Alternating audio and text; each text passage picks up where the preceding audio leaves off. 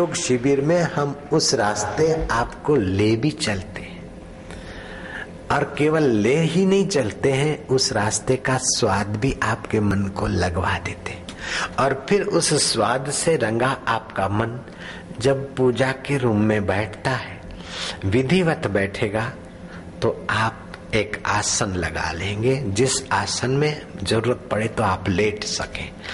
अगर आपके शरीर का तनाव है तो वो जीवनी शक्ति अपने आप आपको लेट आएगी।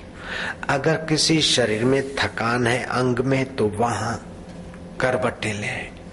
अगर प्राणायाम की जरूरत है तो आपको करने नहीं पड़ेंगे, वो जीवनी शक्ति भस्त्रिका या प्राणायाम करवाएगी। आपको तो नियम के 10 प्राणायाम करने, बाद में अगर जरूरत पड़ी तो जो आसन आपको जरूरत है, आपने देखा सुना नहीं, वो आसन आपका अपने आप होगा। जो मुद्राएं आपने देखी सुनी नहीं, ऐसी मुद्राएं अब मैं करने बैठूंगा तो नहीं होती, ऐसी मुद्राएं आपको होने लगेगी। और जिस रोग की दवा बनी है चाहे नहीं बनी, उस रोग को मिटाने के लिए आपकी जीवनी शक्ति वहां स्पंदन भेजेगी और अपनी हथेली रगड़ रगड़ के उस रोग को निकालने की आपको अटकल आ जाएगी। आप दूसरे के मन की बात जानने की कोशिश करोगे तो बहुत मेहनत पड़ेगी, लेकिन आपकी ऐसी ऊंचाइयां आ जाएगी विश्रांति में कि दूसरे के मन की बात जानना चाहो तो आपको देर नहीं लगेगी। लेकिन उस झंझट में आप पढ़ना मत। आप तो ईश्वर को प्रीति करते और साधना के रास्ते पे चलना, इसमें बहुत कुछ आकर्षणीय शक्तियां आती, बहुत कुछ मिलता है। आप इसका महत्व नहीं समझते क्योंकि मुफ्त में यहाँ बट जाता है। शिविरों में मुफ्त में मिलता है। जितने लोगों को बटा है, मिला है, उसमें से 1% समझो लाख लोगों तक बटा है तो 1000 लोग, और 50 लाख लोगों तक मैंने बांटा है तो 50,000 आदमी भी अगर उस यात्रा पे चल पड़े तो देखते देखते हिंदुस्तान का तो क्या, पूरे विश्व का नक्शा मैं बदल सकता हूँ। यूं मेरे पास गुरु का वो खजाना है, पूरी दुनिया का नक्शा बदल सकते।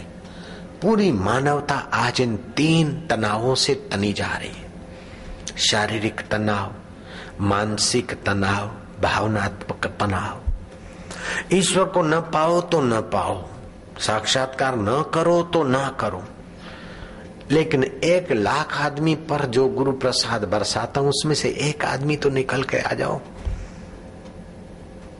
और फिर आप लग जाओ थोड़े दिन। जैसे गुरु कृपा मिली, फिर मैंने उस कृपा रूपी चिंगारी को फूंकते फूंकते ज्वाला उत्पन्न की और अंधकार मिट गया। 7 साल में लग गया।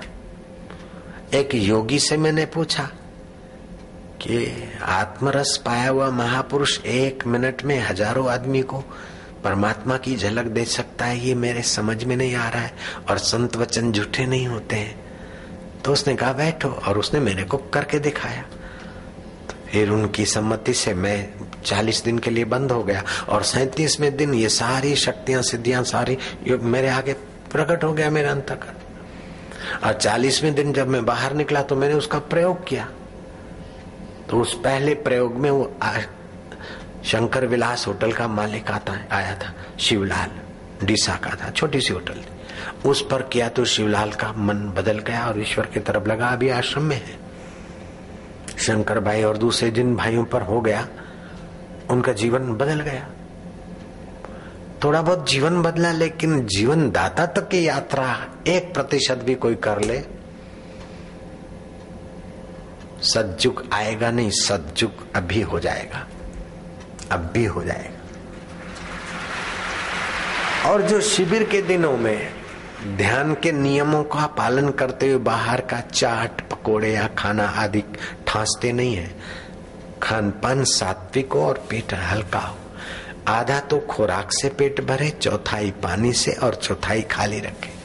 घर में भी रहे तो ऐसा, लेकिन खा खा के ठांस ठांस के आते, अथवा 2-3 दिन ठीक ठाक रहते, वहां सुनते सुनते फिर वही चाट पकोड़े ये व्यंजन।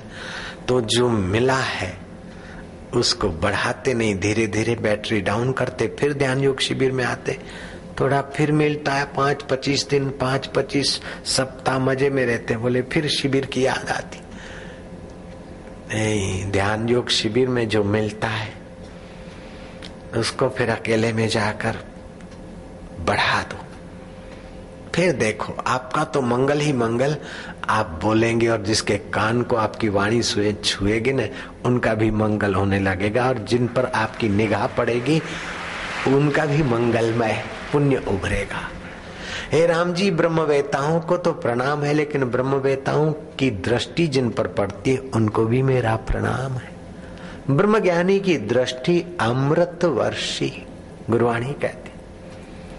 ब्रह्मज्ञानी अनाथों का नाथ, ब्रह्मज्ञानी का सब ऊपर हाथ, ब्रह्मज्ञानी को खोजे महेश्वर। ऐसा गुरु मुझे मिला तो फिर मैं आपको क्या बताऊं, उसकी याद आते मेरा दिल द्रवित हो जाए तो क्या बड़ी बात। ब्रह्मज्ञानी को खोजे महेश्वर। एक बार मैंने गुरुजी से भी ढिठाई की थी।